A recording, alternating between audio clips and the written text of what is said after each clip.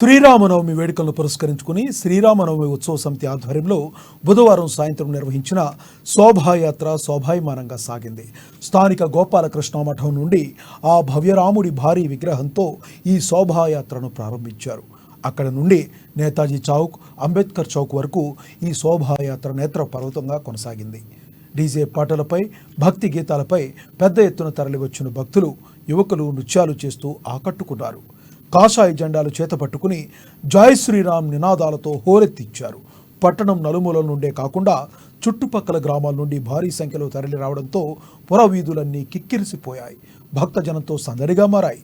యాత్ర అంబేద్కర్ చౌక్కు చేరుకోగానే అక్కడ హనుమాన్ చాలీసా పఠించి యాత్రను ముగించారు.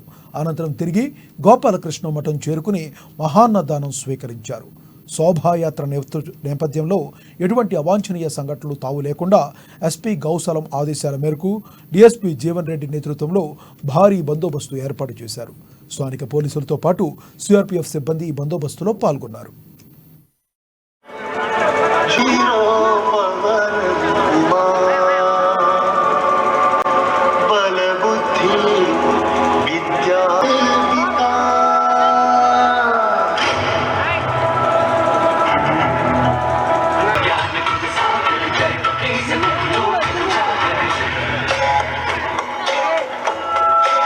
महाजगबंधन विद्या